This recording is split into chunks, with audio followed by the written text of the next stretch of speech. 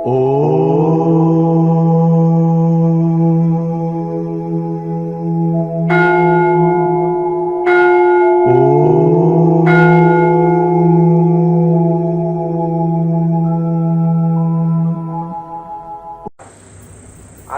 ఎంత పట్టుకోము ఉండేదంటే దంపుడు బియ్యం కదా, దంపుడు బియ్యంలో చాలా శక్తి ఉంటుంది. ఆ గంజి తాగిన దూరవాడి కంటే పని చేసేవాడే బలంగా ఉండేది. ఆ గంజిలో అంత సారం ఉండేది. అవునా? ఇప్పుడు అన్నం తిన్నా లాభం ఉండేది కనుక ఇప్పుడు అంతా పాలిసి బియ్యము మందులతో పండుతున్నాయి కనుక కనీసం మనం యోగం ద్వారా శక్తి పొందాలి. మనం ఏమనుకుంటామంటే హాయిగా ఏసీలో కుర్చీ మీద కూర్చొని ఉద్యోగమే సుఖము, హాయిగా సుఖపడాలంటే మేము కష్టపడ్డాం, మా పిల్లలు సుఖపడాలి అంటాం. సుఖం అంటే ఎక్కడ ఉంటుంది? సుఖంలో సుఖం లేదు. అర్థమైందా? ఇప్పుడు బాగా ఎండలో తిరిగిన తర్వాత చెట్టు నీడకు చెట్టు నీడలో నిజంగా సుఖం లభిస్తుంది. మంచి ఆకలి అయినప్పుడు అన్నం తిన్నప్పుడు దాని యొక్క ఇది కలుగుతుంది. అయ్యా ఫోన్లు పక్కకెట్టి కూర్చొని ప్రశాంతంగా కూర్చొని అట్లా ఆ విధంగా మనకు ఇప్పుడు ఎట్లయిందంటే ఆకలి కాకుండానే భోజనం దొరుకుతుంది. అన్ని రకాలుగా ఈ సౌకర్యాలు ఎక్కువయ్యే వరకు శరీరము సుకుమారంగా సుఖానికి బానిస అయిపోయింది. శరీరంలో మనము శక్తి ఖర్చు చేస్తే శక్తి పెరుగుతుంది.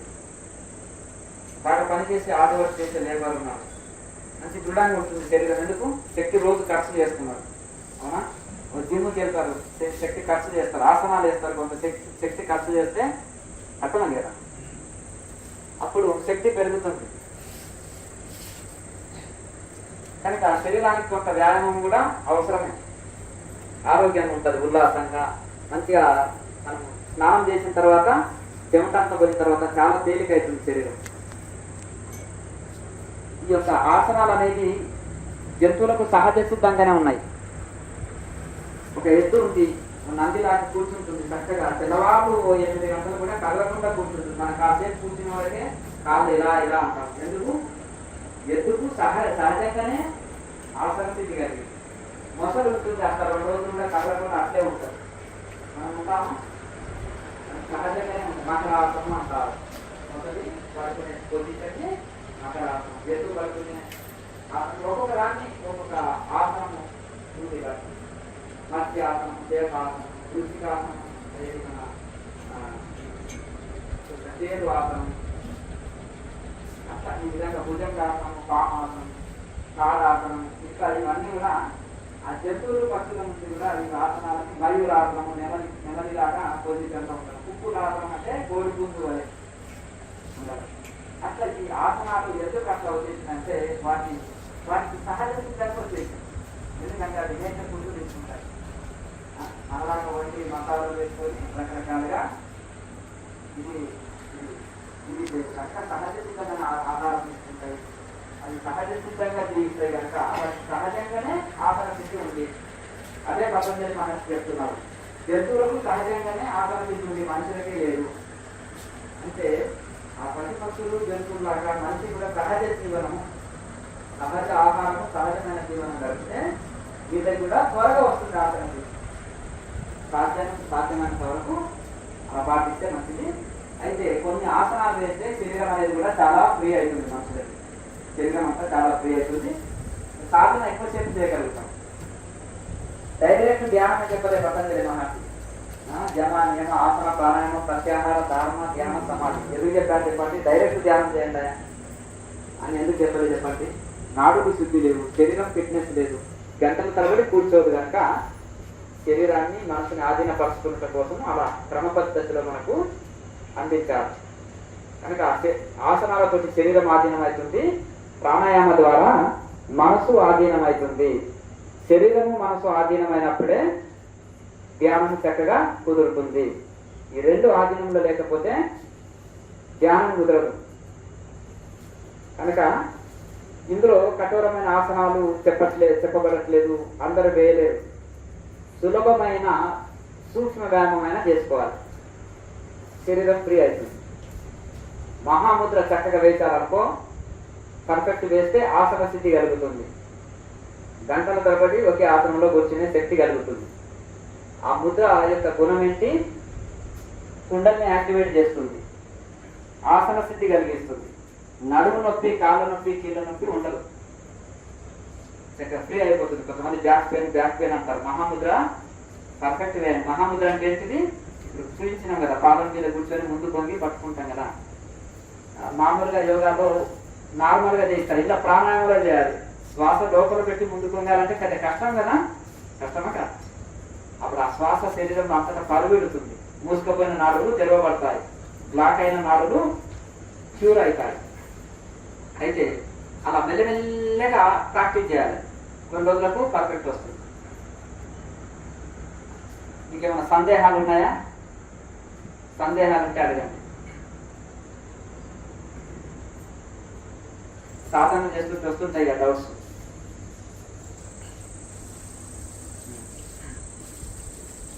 చాలా మంది ఆహారం ఎలా తీసుకోవాలి అని అంటుంటారు. ఆహారం దేన్ని మితాహారం అంటారు అంటే, పొట్టని 4 భాగాలు చేస్తే సగ భాగమే ఆహారం తీసుకోవాలి, పావు భాగము నీరు తీసుకోవాలి, పావు భాగము ఖాళీగా ఉంచాలి. అప్పుడు దాన్ని మితాహారం అంటారు.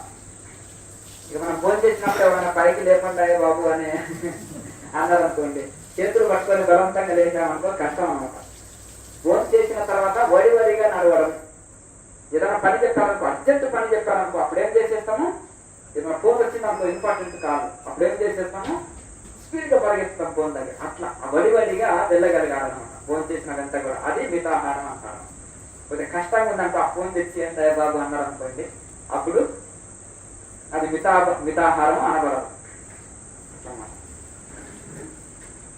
మాల వేసిన స్వాములకు 1 పూట భోజనం కాబట్టి వాళ్ళు పూటగా తినొచ్చు, కానీ మిగతా వాళ్ళు 3 పూటలు తింటారు కాబట్టి మితంగా తీసుకోవాలి అట్లా. కనుక ఆ మిత భోజనంతో మనకు ఎక్కువ ఆహారం తిన్నా రోగమే, తక్కువగా తింటే కూడా శరీరం కష్టం పనులు చేసుకున్నట్టు కోసం. అలాగే అసలు తినకపోతే దేహం నిలవదు, తక్కువ తింటే శరీరం సహకరించదు. ఎక్కువ భోజనం చేస్తే కూడా రోగమే, తక్కువ తింటే రోగమే, మితంగా తింటే యోగమే. అందుకనే యుక్తాహార విహారజ్య అని కృష్ణ పరమాత్మ చెప్తున్నారు. యుక్తాహారం అంటే, యుక్తం అంటే మితంగానే భోజనం చేయాలి, మితంగానే నిద్రపోవాలి. నిద్ర అవసరమే, ఎంత అవసరమో అంత అవసరం. 6 గంటలు సరిపోతుంది యోగులకి. ఇంకా బాగా సాధన చేస్తుంటే 4-5 గంటలు నిద్రపోయేటోళ్ళు కూడా ఉన్నారు సాధకులు. కానీ ఆకలి, దప్పి, నిద్ర అన్ని ఆధీనంలోకి వస్తాయి సాధకులు మంచి సాధన చేస్తుంటే. ఇక్కడ క్రియ అంటారు. దేన్ని క్రియ అంటారు? ఈ ప్రాణాయామనే క్రియ అంటారు. ఇప్పుడు ప్రాణాయామం చేస్తాం కదా, దానికి క్రియ అనే పేరు పెట్టారు. కానీ క్రియ బాగా చేయండి అంటాం, అంటే ప్రాణాయామ అభ్యాసాన్ని బాగా చేయాలి, తర్వాత ధ్యానమే చేసేది. కనుక అట్లా మిత ఆహారం తీసుకోవాలి. అది శాకాహారం చాలా శ్రేష్టం, మానవ ఆహారం. ఎందుకంటే ఈ శాకాహారము 6 గంటల్లోనే జీర్ణమవుతుంది. మాంసాహారం 72 గంటల్లో జీర్ణమవుతుంది. 72 గంటలు పడుతుంది. పొట్టలో 3 రోజులు ఉంటే ఏమవుతుంది, అది ఒక రకమైన కార్బన్ డైఆక్సైడ్ చాలా తయారవుతుంది. జీర్ణం కాక లోపల ఇదవుతుంది. కనుక ఎక్కువ అపాన వాయువు రావడం, కడుపు బిగ్గరగా ఉండడం, గ్యాస్ ట్రబుల్, మలబద్ధకం రావడం అనేది జరుగుతుంది. దాంతో అన్ని రోగాలకు కారణం ఏంటి? మలబద్ధకము. అన్ని రోగాలకు కారణం ఆ మలబద్ధకమే. లోపల విషవాయువులు, కార్బన్ డైఆక్సైడ్, ఆ విషవాయువులు ఉండడం వలన అది క్యాన్సర్ రోగానికి కారణమవుతుంది. అది లివర్కి డ్యామేజ్ చేస్తుంది, గుండెకి ఇబ్బంది కలిగిస్తుంది, కిడ్నీలకు ఇబ్బంది కలిగిస్తుంది, రక్తం అశుద్ధిగా మారిపోతుంది. జీర్ణం ఎప్పుడైతే సరిగ్గా కాదో, మలబద్ధక సమస్య ఉంటుందో, రక్తం అశుద్ధి అయితే అది క్యాన్సర్ కారణమవుతుంది. మోకాలు నొప్పులు వస్తాయి, కాళ్ళ నొప్పులు, కీళ్ళ నొప్పులు, జాయింట్ పెయిన్స్ కూడా వస్తాయి. కనుక పొట్ట ఎవరికి సాపు ఉంటుందో వాళ్ళు సంపూర్ణ ఆరోగ్యంగా ఉంటారు. కనుక త్వరగా జీర్ణమయ్యేటివి తీసుకోవాలి. శరీర పరిశ్రమ లేని వాళ్ళు ఇంకా తేలిక జీర్ణమయ్యేటివి తీసుకోవాలి. నేను డ్రై ఫ్రూట్స్ తీసుకుంటున్నాను, లేకపోతే ఫ్రూట్స్ తీసుకుంటున్నాను, జ్యూసులే తీసుకుంటున్నాను, జ్ఞానం బాగా కుదురుతుంది స్వామీజీ అని అంటుంటారు చాలా మంది. ఎందుకు? శరీరం చాలా తేలిక ఉంటుంది, ఎక్కువసేపు ధ్యానంలో కూర్చోగలుగుతారు. సెలవు దినాల్లో ఇలా చేయొచ్చు. ద్రవాహారం లాంటి లిక్విడ్ ఆహారం తీసుకుంటే చాలా మంచి, రోజంతా సాధన చేయొచ్చు. భోజనం చేసిన తర్వాత 3 గంటలు గ్యాప్ ఇవ్వాలి ధ్యానానికి. అంటే ధ్యానం ప్రాణాయామ అభ్యాసం క్రియ చేయటం కోసం. ఎందుకంటే ప్రాణాయామం కదా కాలిపొట్టతోటి చక్కగా సాగుతుంది. ఉదయం లేవగానే కాలకృత్యాలు తీసుకొని కూర్చోవచ్చు. ఉదయం సాయంత్రం ఎట్లాగో ఖాళీ ఉంటుంది పొట్ట. మధ్యాహ్నం చేయాలంటే భోజనానికంటే ముందే చేయొచ్చు. రోజంతా సాధన చేయాలనుకో హాలిడేస్లో, సెలవు దినాల్లో, అప్పుడు మనం లిక్విడ్ ఆహారం తీసుకుంటే చాలా మంచిది. పాలు, జ్యూసులు, జావా, అందులో ఇంకా అనుకోండి జ్యూస్లో కానీ జావాలో కానీ పాలలో కానీ డ్రై ఫ్రూట్స్ ఉంటాయి కదా, వాటి ఒక 2 స్పూన్స్ వేయండి. మంచి ఏదైనా డ్రై ఫ్రూట్స్ని పౌడర్ చేస్తారు కదా, వాటి పౌడర్ని ఒక 2-3 స్పూన్. ఇక ఈ బూస్టులు ఇవన్నీ వేస్ట్. వీటి కిందకి డ్రై ఫ్రూట్స్ని డైరెక్ట్ ఒక 10 రకాలు 5 రకాలని పౌడర్ చేసి పెట్టండి. వాటికంటే మించిన బూస్ట్ ఏది లేదు, వాటికంటే శక్తివంతమైన ఏం లేదు.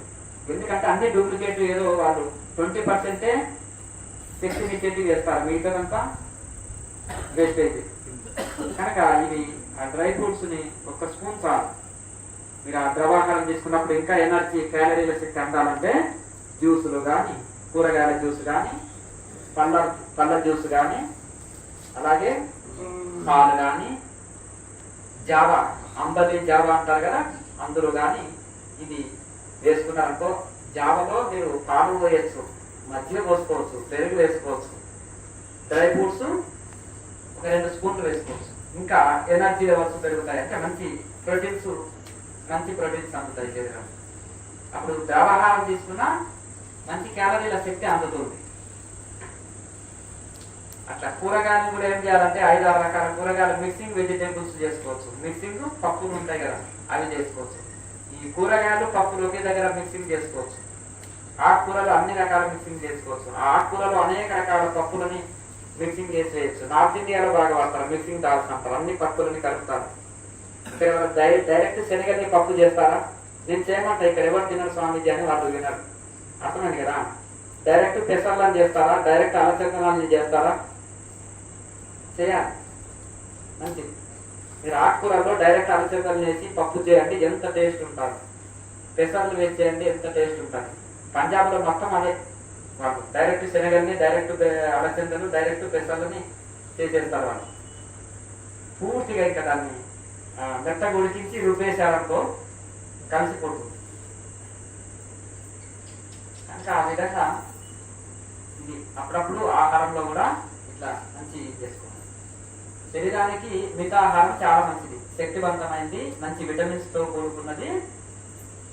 చాలా మితాహారం తీసుకోవాలి. మరి ఇప్పుడు చాలా ఖరీదైన హోటల్స్ లో, మంచి పెద్ద 5 స్టార్ హోటల్కి వెళ్తే ప్లేట్ భోజనం 1,00,000 రూపాయలు కూడా ఉంటుంది. ఉంటుందా? ఉండదు. మరి అంత ఖరీదైన భోజనం తిని కూడా శరీరంలో ఒక 50 కిలోలు బస్తా ఎత్తుతారా చెప్పండి? 20 కేజీల ప్యాకెట్ కూడా, బియ్యం ప్యాకెట్ కూడా ఎత్తడానికి ఇది అయిపోయింది. ఎందుకు చెప్పండి? ఇక్కడ భేదం ఎందులో ఉంది? భోజనమా చాలా ఖరీదైన హోటల్లో ఖరీదైన భోజనం తింటున్నారు. మరి ఏమిటి చెప్పండి? సాదా భోజనం తినే వాళ్ళు కూడా శరీర పరిశ్రమ చేస్తున్నారు, శక్తి పెరుగుతుంది వాళ్ళకి. ఖరీదు భోజనం తిని కూడా శరీరానికి పరిశ్రమ లేదు కనుక మైండ్కి పరిశ్రమ చేస్తే మైండ్ ఏమవుతుంది? షార్ప్గా తయారవుతుంది. శరీర పరిశ్రమ చేస్తే శక్తివంతంగా తయారవుతుంది. కనుక ఆ విధంగా మనము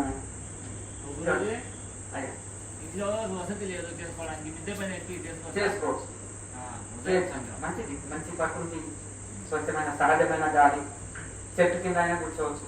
ధ్యానానికి మందిరాలు అక్కర్లేదు, నిర్మాణాలు అక్కర్లేదు, ఎక్కడైనా చేసుకోవచ్చు.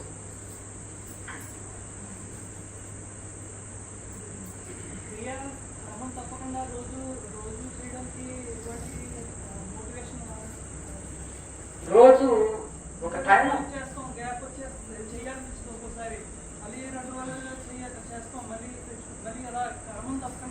మీరు రోజు బ్రష్ చేస్తారా? వారానికి ఒకసారి చేస్తారా? రోజు చేస్తారా? ఎప్పుడన్నా మర్చిపోయారా? ఏం మర్చిపోలేదా? దీన్ని ఏమంటారు? దినచర్య అంటారు. కాలకృత్యాలు రోజు తీసుకుంటాం కదా, రోజు కాలకృత్యాలు తీసుకునే దాన్ని ఏమంటారు? దినచర్య. అంటే ఇంపార్టెంట్ అది. ఇంకా మనకు దినచర్యలో ఒక భాగంగా మనం రోజు చేసే వారి పనిలో మొదటి కాలకృత్యాలు తీర్చుకోవడం మొదటి దినచర్య. మనం లేవంగానే మొదటి దినచర్య ఏంటిది? కాలకృత్యాలు తీర్చుకోవడం. తద్వారా దాని తర్వాతనే స్నానం చేసుకొని ఇంకా వేరే పనులు డ్యూటీ చేసుకుంటాం. తర్వాత ఫోన్ చేసి మన డ్యూటీకి వెళ్తాం. అలా మన దినచర్యలో ఒక భాగంగా ఇది అయిపోవాలి. రోజు పనులు కాలకృత్యాలు తీర్చుకోవడము, స్నానం చేయడము, ఫోన్ చేయడము, డ్యూటీకి వెళ్ళడం, మళ్ళీ వచ్చి ఇంటి పనులు చేసుకొని ఇవన్నీ ఒక మనకు ఒక దినచర్య కదా. అలా దినచర్యలో ఒక భాగం, ఒక పార్ట్ అయిపోవాలి. మన శరీరంలో ఈ కాళ్ళు, చేతులు ఇవన్నీ చాలా ఒక పార్ట్ కదా. అలా మన దినచర్యలో కూడా ఇది ఒక సాధన, ఒక పార్ట్. ఋషులు ఏం చెప్తారు తెలుసా? మొదలే దేవుడి కర్మ అంటారు. మాట్లాడకండి అన్న, మాట్లాడకండి. మొదలే దేవుడి కర్మ. ఏది దేవుడి కర్మ? దేవుడి పని అనేది మొదలు. లేవంగానే ఏం చేసేస్తారు? వాళ్ళు స్నానం చేసుకునేవాళ్ళు పూజ చేసుకున్నాకనే మిగతా పనులు చేస్తారు. చాలా మంది ఇంకా మిగతా ఏ పని చేయరు. కాలకృత్యాలు అనేది ఇంపార్టెంట్. ఇప్పుడు యోగం చేసిన వాళ్ళకి, పూజ చేసే వాళ్ళకి, దేనికైనా కాలకృత్యాలు అనేది మొదటి పని. దాని తర్వాత వెంటనే దేవుడి పని. ఇంకా కొంతమంది లేవంగానే ఇంకా సాధనలో కూర్చుంటారు. ఈ యొక్క ఆత్మ ధ్యానము, దైవ ధ్యానము అన్న ఒకటే. ఆత్మ ఉద్ధరణ కోసం, ఎవరి ఆత్మని వాళ్ళు ఉద్ధరించుకున్నట కోసం, మోసం కోసము ధ్యానం చేస్తున్నాం. ఇప్పుడు మనం కర్మయోగం చేస్తున్నాం. డ్యూటీ చేస్తే ఎవరికి లాభం? మనకే కదా. అంటే మనకు తద్వారా మనకు సౌకర్యం ఉంటుంది, మన కుటుంబానికి అనుకూలం ఉంటుంది, సమాజానికి కూడా శ్రేయస్సు. ఒక మనిషి సోమరైందనుకో, ఏ పని చేయలేదనుకో, భూమికి కూడా భారం కదా. అవునా? మనిషి అనేవాడు సమాజంలో అన్ని జీవుల మీద ఆధారపడి ఉంటున్నాడు. మళ్ళీ తిరిగి మనము మిగతా జీవులకు కూడా మనం చేసే పనుల్లో కొంత సహాయకంగా ఉంటుంది. ఏ పని చేసినా, వస్త్రాలు నేస్తున్నాం అనుకో, వాళ్ళందరికీ ఉపయోగమే. చెప్పులు కుట్టే వాళ్ళందరికీ ఉపయోగమే, అంతేనా కదా. కటింగ్ షాప్ ఉంటే అందరికీ ఉపయోగమే. అన్ని రకంగా ఉన్నట్టు మనం కూడా మన కర్మలు చేస్తే దీనివల్ల ఏంటంటే శరీర పోషణ, దేహ పోషణ, కుటుంబ పోషణ, సమాజ శ్రేయస్సుకు కర్మయోగం. ధ్యాన యోగం ఏంటిది? సెల్ఫ్, ఎవరికి వాళ్ళు రియలైజ్ అవ్వటం కోసం, మన ఆత్మను మనం ఉద్ధరించుకున్నట కోసం. మరి కర్మయోగం చేస్తే అన్నిటికీ లాభం ఉంది, బాగానే. మరి తనను మిస్ అవుతున్నాడు ధ్యానం చేయకపోతే. కనుక మరి మనం కూడా మిస్ అవ్వద్దు. అన్నిటికీ పనికి సమయం ఇస్తున్నాం కానీ తనను తాను ఉద్ధరించుకున్నట కోసం టైం లేదు అంటున్నాం. అర్థంగా? కనుక తనను తాను ఉద్ధరించుకున్నట కోసం కూడా మనం టైం వెచ్చించాలి. కనుక అన్ని మొదలు ధ్యాన యోగం చేయాలి, తర్వాత మన డ్యూటీ మనం చేయాలి. మనం ధ్యాన యోగం చేయడం వలన మనకు ఆరోగ్యంగా ఉంటాము, మనశ్శాంతిగా ఉంటాము.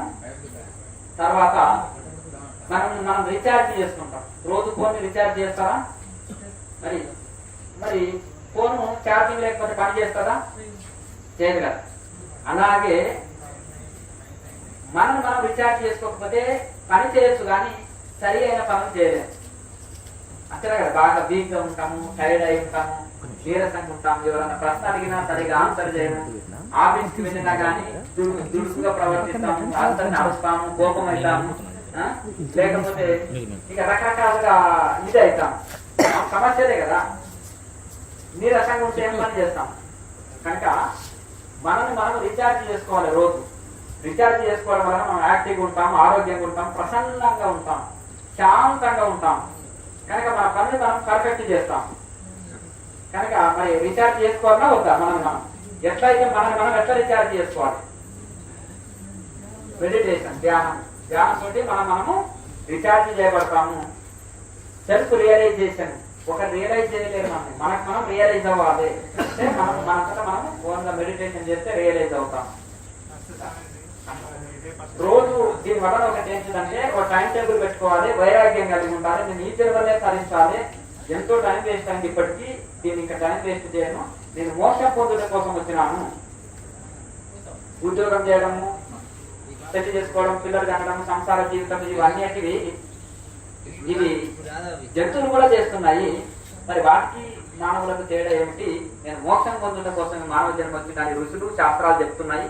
మరి కనుక మనం తప్పకుండా ఈ జన్మల్ని మనము మోక్షం స్థితిని అందుకోవాలని ఒక వైరాగ్యాన్ని తోటి, శ్రద్ధతోటి, తపనతోటి చేయాలి. శ్రద్ధవాన్ లభతే జ్ఞానం. శ్రద్ధతోటి ప్రపంచంలో ఏదైనా సాధించగలుగుతాం, శ్రద్ధతోటి ఏదైనా సాధ్యమవుతుంది. కనుక శ్రద్ధను పెంచుకోవాలి. శ్రద్ధ పెంచుకుంటే మనం ఏదైనా నేను కలెక్టర్ కావాలి, నేను ఇంజనీర్ కావాలి, నేను డాక్టర్ కావాలని కష్టపడి శ్రమించి కష్టపడి చదివేటోళ్ళు తప్పకుండా అవి కావు అంతేనా కదా. ఇంట్లో కూడా శ్రద్ధ పెంచుకోవాలి.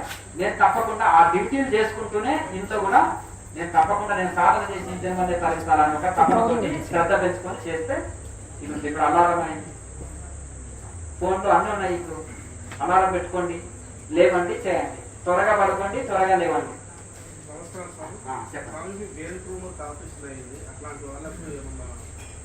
మామూలుగా ఏ ముద్ర లేకుండా సహజంగా ప్రాణాయామం చేసుకోండి. ఎక్కువ ఒత్తిడి ఎక్కువ ఆసనాలు ఉన్నాయో చక్కగా కూర్చొని చేసేదే కదా ప్రశాంతంగా.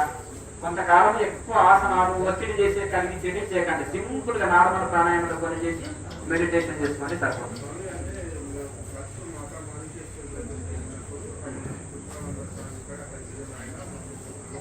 ఇంకా అది దాన్ని అది ఇక్కడ ఏమి ఇక్కడ అటువంటివి ఏమి లేవు. ఇక్కడ సాధన ఒకటే, డాక్టర్ సలహాలు పాటించండి, వైద్యుడి సలహాలు పాటిస్తూ మెడిసిన్ వాడుతూ దాంతో పాటుగా సాధన చేసుకోవాలి. దీనివల్ల సాధన వలన ఇమ్యూనిటీ పవర్ పెరుగుతుంది, రోగ నిరోధక శక్తి పెరిగి వాడే మందులు చక్కగా పనిచేస్తాయి, రోగం త్వరగా నయమవుతుంది, మోక్షాన్ని కలిగించేది సాధన. అభ్యాసం చేయాలి, బాగా ప్రాక్టీస్ చేయాలి. తక్కువ శ్వాసని ఎక్కువ, బయట శ్వాసని ఎక్కువ పీల్చుకోకూడదు. తక్కువ తీసుకున్నట్టుగా తీసుకొని తక్కువ శ్వాసని ఎక్కువసేపు తీసుకోవాలి, తక్కువ శ్వాసని ఎక్కువసేపు విడవాలి. కుంభకము శక్తిపరం చేయాలి. ఇంత కండిషన్ ఏం లేదు. మొదటి రోజు వచ్చారు కదా మీరు, అభ్యాసం చేయండి. ఇట్లా స్లోగా పీల్చుకోండి, బంధించండి, మళ్ళీ విడవండి. ఇలా అభ్యాసం చేయగా 15 days లో పర్ఫెక్ట్ అవుతుంది. అలాగే రోజు లైవ్ క్లాసులు వస్తున్నాయి ఉదయం, ఆ వీడియో పెట్టుకోండి. ప్రాక్టికల్ వీడియో కూడా ఉంటుంది మన ఇంటికి వెళ్ళిన తర్వాత కూడా. మళ్ళీ ఇప్పుడు 3 క్లాసులు ఉంటాయి కదా, కంటిన్యూ క్లాసులు చేయండి, రోజు ప్రాక్టీస్ చేయండి.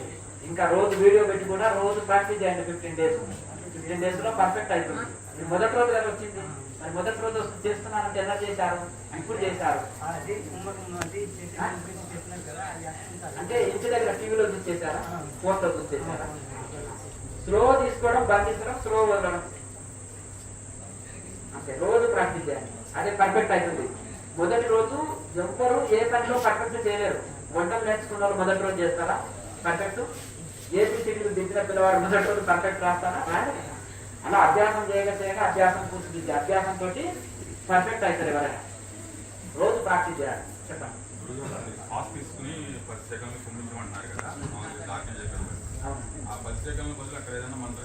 చేసుకోవచ్చు, చెప్పినా కదా ఇంతవరకే. ఒకవేళ జప సాధన చేసుకునేటోళ్ళు జప సాధన చేసుకోవచ్చు. జప సాధన ఇంట్రెస్ట్ లేని వాళ్ళు దైవ భావన కలిగి ఉండాలి. జపం చేసే వాళ్ళు దైవ భావన కలిగి ఉండాలి, జపం చేయని వాళ్ళు దైవ భావన. చిన్న మంత్రం ఏదైనా చేసుకుంటే బాగుంటే ఓం ఓం అని చెప్పాలి. ఇంకా ఏది అవసరం లేదు అనుకున్న వాళ్ళు దైవ భావన కలిగి ఉంటే సరిపోతుంది. జపం చేసిన దైవ భావన, జపం చేయకుండా దైవ భావన.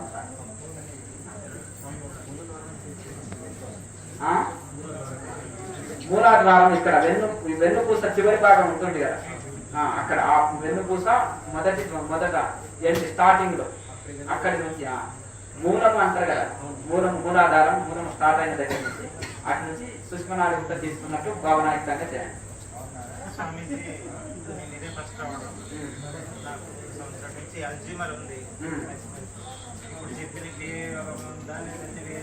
ఇంకేం అవసరం లేదు. అన్ని రోగాలకు ఒకటే మందు, అర్థం కదా? అన్ని రోగాలకు ఒకటే మందు. ఏదున్నా ఎవరన్నా ఆరోగ్య సమస్యలున్నా డాక్టర్ సలహా తీసుకొని ఆ మందులు వాడుతూ దాంతో పాటు సాధన చేస్తే త్వరగా రోగం నయమవుతుంది, ఆధ్యాత్మిక లాభం కూడా పొందుతాం. 2 లాభాలు ఉంటాయి.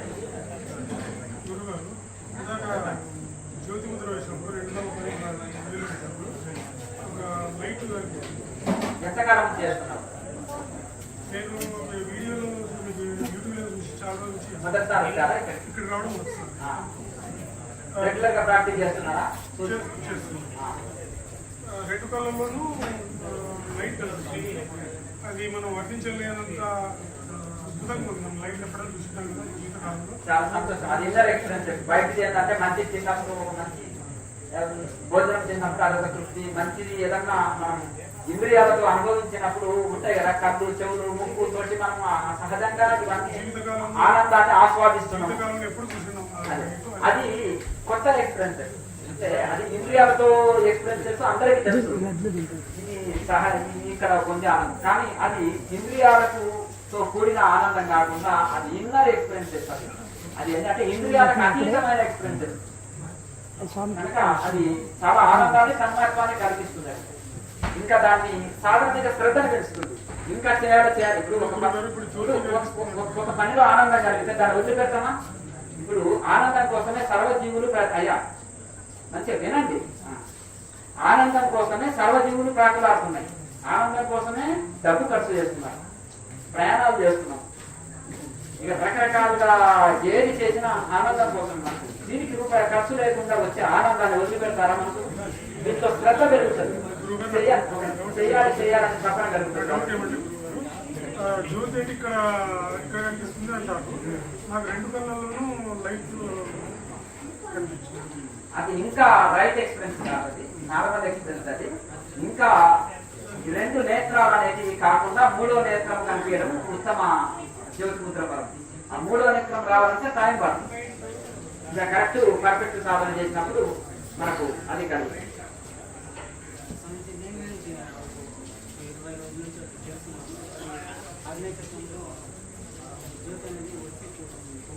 మంచి అనుభవం కదా, మంచి అనుభవమే కదా. అనేకమైన అనుభవాలు వస్తాయి. అనుభవాలు రాకపోతే రాలేదంటారు, వస్తే వచ్చినాయి అంటారు. మరి కొన్ని రోజులకు అనుభవాలు బంద్ అయిపోతాయి. అనేకమైన ఎంతో ఆనందాన్ని ఇచ్చే అనుభవాలు వస్తాయి. తర్వాత ఆ అనుభవాలు కూడా తగ్గిపోతాయి. రాకపోతే రాలేదని గొడవ, వచ్చిన తర్వాత వస్తున్నాయని గొడవ. అప్పుడు రావచ్చేది స్వామిజీ అనుభవాలు రావట్లేదండి అని అంటారు. ఈ యొక్క ఇవన్నీ కరెక్టే, రాంది కరెక్టే ఒక స్థితిలో, వచ్చేది కరెక్టే, వచ్చిన తర్వాత అది బంద్ అయ్యేది కూడా కరెక్టే. ఏ స్టేజ్లో అది కరెక్టే. తర్వాత మనసు ఆలోచన రహిత స్థితిలో దైవంలో లీనమైపోయి ఆనంద స్థితిలో ఉండడమే ఉత్తమ ధ్యాన ఫలం. ఇవన్నీ దేనికి కంగారు పడవచ్చు. అనేకమైన అనుభవాలు వస్తూ పోతుంటాయి. సాక్షిభూతంగా ఉండండి, పట్టుకొని ఉండకండి. ఇప్పుడు వస్తే కాసేపు ఎక్కువ తింటే బాగుండు, అట్లా దాన్ని సహజావస్థలో దాన్ని ఆస్వాదించండి. వచ్చిందా పట్టుకొని కూర్చోకండి, పోయిందా పోని, వచ్చిందా రాని, అట్లా సహజంగా ఉండాలి. కనుక ఈ ఆలోచనలు లేకుండా దైవంలో మనసు లీనం కావడమే ఉత్తమ ధ్యానం. చెప్పండి.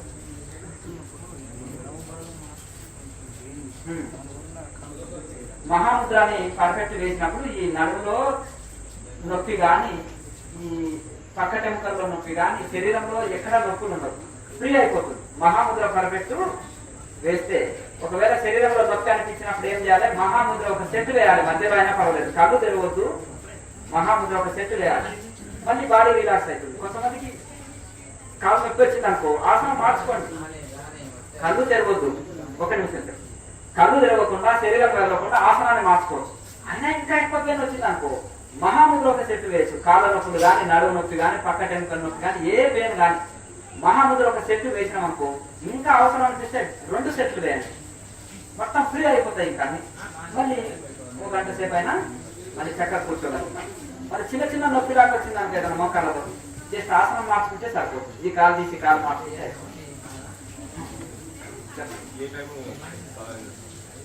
ఉదయం సూర్యోదయానికి కంటే ముందు సాధన ఉత్తమం, సూర్యోదయం తర్వాత సాధన ఉత్తమ సాధన. అప్పుడు మనం కాలిపట్టతో ఉంటాం కాబట్టి ఇక మనకు సమయం దొరికిన వాళ్ళు ఎప్పుడైనా చేసుకోవచ్చు, కానీ కాలిపట్ట చూసుకొని చేయాలి. ఈ ప్రాణాయామతో కూడింది కనుక కాలిపట్టతో చేస్తే సాధన చక్కగా కుదురుతుంది. డబల్ డ్యూటీ చేస్తే డబల్ చేయాలి అంతేనా కదా. 1 గంట చేశారనుకో, ఇంకా చేయాలనిపిస్తుంది అనుకో 2 గంటలు చేయండి, ఇంకా చేయాలనిపిస్తుంది అనుకో 3 గంటలు చేయండి. సెలవు దినం దొరికింది అనుకో ఉదయం నుంచి సాయంత్రం వరకు చేయండి.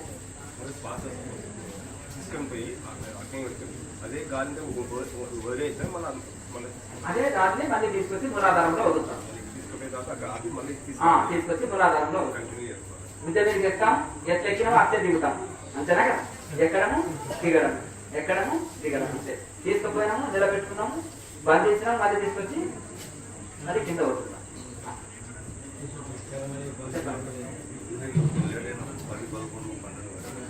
చేయొచ్చు, డ్యూటీ ఉంటుంది, రాత్రి డ్యూటీ ఉంటుంది. మరి కొంతమందికి ఇక పగలు ఆ సమయం ఖాళీ ఉన్నప్పుడే చేయొచ్చు, ఎప్పుడైనా చేయొచ్చు. డ్యూటీ కొంతమందికి పగలు లేకుండా నైట్ డ్యూటీ ఉంటుంది, వాళ్ళకి ఖాళీ సమయం దొరికినప్పుడు చేసుకోవచ్చు. అప్పుడు ఏం చేయాలంటే ఖాళీ పట్ట చూసుకొని చేయాలి. సాధన చేస్తామండి, చేసిన తర్వాత మళ్ళీ ఫోన్ చేయండి. ఒక 10 నిమిషాలు గ్యాప్ అవుతుంది, ఇక్కడ కాల్ చేసి కలుపుకొని ప్లేస్ కలుపుకున్న వరకు ఇట్లా 10 నిమిషాలు వచ్చిన తర్వాత ఫోన్ చేయండి. ఖాళీ పట్టకపోతే క్లియర్ చేయాలి. ఒకవేళ మీరు ధ్యానం చేయాలనిపించింది కానీ గంట కిందనే ఫోన్ చేశారు, అప్పుడు నార్మల్ మెడిటేషన్ చేయాలి, క్రియ మాత్రం చేయకూడదు.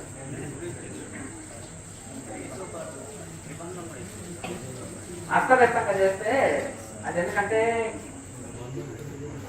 పొట్టలో కొంచెం భోజనం ఉన్నా కానీ ఎఫెక్ట్ చాలా పడుతుంది. అర్థం లేదు, మహాముద్ర ఏదైతే ఉందో మహాబంధన ఫలితం వస్తుంది. అర్థమైంది కదా, అది చాలా జాగ్రత్తతో చేయాలి. పాము పట్టుకొని పోతున్నారు, అది తెలివైన వాడు తెలివిలో పట్టుకుంటే నో ప్రాబ్లం. అర్థం లేదు, కరెంటు వర్క్ చేసేవాడు ఎలక్ట్రీషియన్ ఎంత చేతిలో గ్లౌజులు వేసుకుంటాడు, చేతులు పట్టుకుంటాడు, ఇక్కడ సెట్ చేస్తాడు, మీరు బంద్ చేస్తారు, వర్క్ జాగ్రత్త చేస్తారు. కొత్తగా ప్రాక్టీస్ చేసే వాళ్ళు కొంచెం జాగ్రత్తలు వహిస్తారు. చేయొచ్చు, దాంట్లో ప్రాబ్లం ఏం లేదు, కానీ పర్ఫెక్ట్ గా చేయాలి. అస్తవ్యస్తంగా చేస్తే మరి మీరు అన్నారు కదా స్వామిజీ అనుకున్నాను. మీరు నేర్పించిన దాంట్లో నేను ఇవి అపాయమైన మార్గాలు, గృహస్థులు, చిన్నపిల్లలు, ముసలి వాళ్ళు కూడా చేయొచ్చు, అందరు చేయొచ్చు.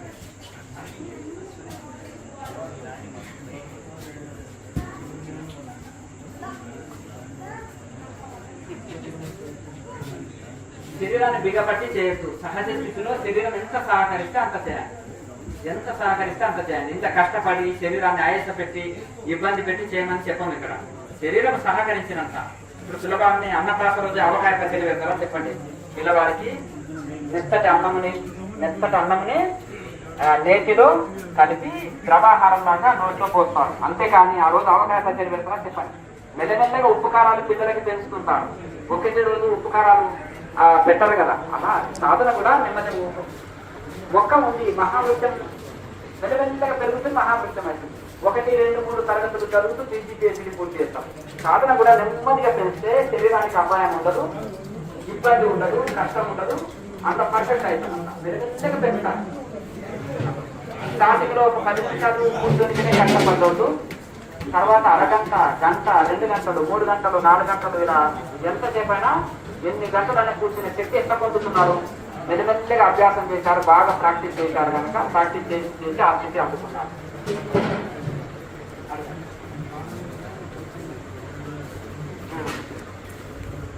ఈ యొక్క శ్రీకాళ చూర్ణము, శ్రీకట్కాల అంటే అది కషాయం కాసుకొని తాతే కూరగా అటువంటివి పోతాయి. శ్రీకట్కాలు, శ్రీఫలాలు అంటారు. ఆ రెండింటిని కలిపి కషాయం చేసుకొని తాగాలి. దొరుకుతాయి ఆయుర్వేద మందుల షాప్లో దొరుకుతాయి. చెవులపూడి షాప్లో పోయి అది శ్రీకటకము, శ్రీఫలాలు 2 ఇవి అంటే దాన్ని పొడి చేసుకొని కషాయం కాసుకొని తాగదు. చెవులపూడి దుకాణాలు అని అడిగాయా ఏ పరిస్థితి అంటే ఇంట్లో మస్తు ఉంటాయి. ఆయుర్వేద చెవులపూడి దుకాణంలో దొరుకుతాయి. కషాయం చెవులపూడి దుకాణాలు అందరూ దొరుకుతాయి. చెవులపూడినే దొరుకుతాయి. లేకపోతే చాలా ఉంటాయి మొత్తం అదే ఉంటాయి.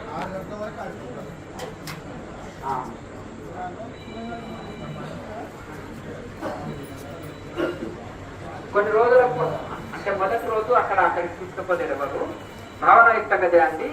శాస్త్రీయంగా చేస్తున్నప్పుడు సుష్మ నాడిలోకి ఎప్పుడు శ్వాస ప్రవేశిస్తుందో అప్పుడు అక్కడికి చేరుతుంది.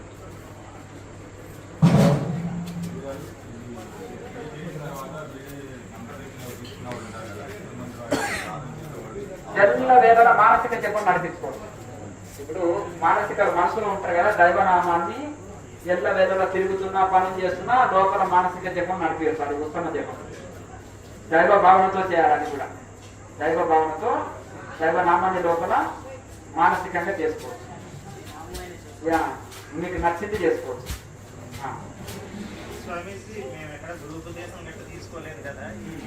ఈ క్రియాయోగం అంటే క్లాస్ అన్నా, దీక్ష అన్నా, ఉపదేశం అన్నా ఒకటే. మీరు ఉపదేశం అంటే కేవలం మంత్రం చెప్తే ఉపదేశం కాదు, యోగోపదేశం అంటారు. ఆ యోగోపదేశంలో కూడా ఏమంటున్నాం ఇక్కడ, మీకు మంత్ర జపం చేయాలనుకుంటే చేసుకోండి. నాకు మంత్ర జపం అక్కరలేదు అంటారు కొంతమంది, చేయరు కొంతమంది. కానీ దైవ భావన కలిగి ఉంటారు, దైవాన్ని తనని తాను దైవానికి అర్పించుకుంటారు. దైవంలో ఇప్పుడు రమణ మహర్షి దైవనామ జపం కాదు, దైవానికి తన హృదయాన్ని అంకితం చేసేశాడు. అర్థమైంది కదా. ఈశ్వరుడికి తన హృదయాన్ని అంకితం చేసి ఈశ్వర భావనతో ధ్యానం చేశాడు. అర్థమైంది కదా. రామకృష్ణ పరమహంస కూడా దైవ భావనతో ధ్యానం చేసేశారు. అట్లా ఆ దైవ భావన కలుగుట కోసమే ఈ జపం చేయగా చేయగా చేయగా దైవ భావన రూఢి అవుతుంది. దైవ భావన రూఢిగా నిలిపి ధ్యానం చేసే వాళ్ళకి దైవ భావన కలిగి ఉండి ధ్యానం చేయాలి, యాంత్రికంగా చేయకూడదు. అందుకనే క్రియాయోగం అంటే తపస్సు, స్వాధ్యాయం, ఈశ్వర సంధానం. తపస్సు అంటే ధ్యానము, ఈశ్వర స్వాధ్యాయం అంటే జ్ఞానయోగం. ఆత్మ విచారణ చేస్తున్నాం ఇక్కడ, దాన్ని జ్ఞానయోగం. తర్వాత ఈశ్వర సంధానం అంటే భక్తి యోగం. ఈశ్వరుడికి మనం సమర్పించుకోవాలి. అందుకని ఇక్కడ చెప్తున్నాం దైవ భావనతో చేయండి, శరణాగతితో చేయండి, దైవానికి శరణాగతితో దైవంలో పూర్తిగా లీనమై చేయండి అని ఎందుకు అంటున్నాము? అదే నిజమైన భక్తి. భగవంతుల్లో లీనమై చేయటమే శరణాగతి, అదే నిజమైన దైవ భక్తి. ప్రాణాయామ చేస్తే క్రియాయోగం కాదు. ఇక్కడ ఈ మూడు కలిపి చేయాలి. విచారణ ఉంది, ప్రాణాయామాభ్యాసం ఉంది, శరణాగతి ఉంది, ధ్యానం ఉంది. ఈ నాలుగు ఒకేసారి కలిపి చేస్తేనే క్రియాయోగం. ఒక్కొక్కరు ఒక్కొక్క పార్టీ చెప్తారు. కొంతమంది జపమే చెప్తారు, కొంతమంది ప్రాణాయామ చెప్తారు, కొంతమంది ఆసనాలే చెప్తారు, కొంతమంది ధ్యానమే చెప్తారు, కొంతమంది సెల్ఫ్ ఎంక్వైరీ, నేను ఎవరు అని విచారణ చేయమంటారు. ఇవన్నీ కలిపి చేసిందే క్రియాయోగం. ఇవన్నీ కలిపితే ఇది మల్టీ అంటే mixing vegetable soup, mixing fruit juice అన్ని కలుస్తాయి. అంటే మల్టీవిటమిన్స్ ఇంకా ఒకటి లేదు అట్లా కనుక అన్ని కలుస్తాయి. ఇప్పుడు అందుకనే క్రియాయోగ దగ్గరే కానీ ఎందుకు అంటున్నారో ఇలా అన్ని కలుస్తున్నాయి. ఒక్కొక్క పార్టీ అన్నమాట.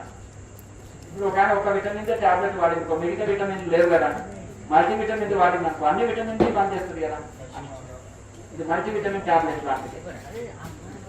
ఏమైనా డౌట్స్ ఉన్నాయా? దానికి మన సొంటి, జీలకర్ర, వాము, తర్వాత మన సునాముకి ఆకు, తర్వాత ఇది కరక్కాయ, ఇవన్నిటిని పొడి చేసుకొని దాని కషాయం రోజు తాగారనుకోండి, గ్యాస్ ట్రబుల్, మలబద్ధకం అనేది ఉండదు. ఇంత సోంపు కూడా కలుపుకోవచ్చు. అన్నిటిని పొడి చేసి పెట్టుకొని రోజు వేడి నీళ్ళలో వేసుకొని రాత్రిపూట తాగి పడుతుంటే గ్యాస్ ట్రబుల్, మలబద్ధకము ఇవన్నీ ఉండవు. ఇప్పుడు మీరు నాకు నేర్పించిన క్రియాయోగం మేము ఎక్కడో ఉంటాము, మీరు చెప్పిన విధానంగా ఆర్డర్ వేయద్దు. ప్రాక్టికల్ వీడియో ముందు పెట్టుకొని కేఎంసీ ఛానల్లో ప్రాక్టికల్ వీడియో ఉంటుంది. దాన్ని ముందు పెట్టుకొని రోజు ఒక 15 days 1 month రోజు ప్రాక్టీస్ చేస్తే పర్ఫెక్ట్ అవుతుంది. తర్వాత ఓన్గా ప్రాక్టీస్ చేసుకోవచ్చు. ఇప్పుడు ఇక్కడ చేశారు కనుక ధైర్యం వస్తుంది ముందు పెట్టుకొని చేయడానికి. అలాగే ఇంకొకటి, మీకు ఏమైనా డౌట్లు ఉంటే కూడా ప్రశ్న జవాబులు అందులో ఛానల్లో ఉన్నాయి, చూసుకుంటే మీరు సాధన చేసుకుంటే వచ్చే డౌట్స్ అన్ని అందులో ఉంటాయి. అది చూసి ప్రాక్టీస్ చేసుకుంటే సందేహాలన్నీ దొరుకుతాయి.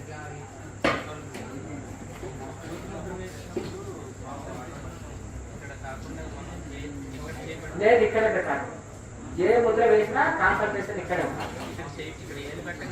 అక్కడ వెళ్తుంది కానీ భావన ఇక్కడ చేయాలి. ఈ భావన ఇక్కడ ఆజ్ఞా చక్రంలో ఉండాలి. అన్ని ముద్రలు వేసేటప్పుడు కానీ, నార్మల్ ధ్యానం చేసేటప్పుడు కానీ ఎల్ల వేళలా దృష్టి అక్కడే చూసుకోవాలి. ఉదయం మళ్ళీ తెల్లవారుజామున 4 గంటలకు వెళ్ళి కొడతాం. 4 గంటల క్లాస్ ఉంటుంది. అందరూ ఇంకా వేడిగా భోజనం ఉంది, అది భోజనం చేసుకొని త్వరగా పడుకోండి, త్వరగా లేస్తాం, విశ్రాంతి తీసుకోండి. మంచి ఓం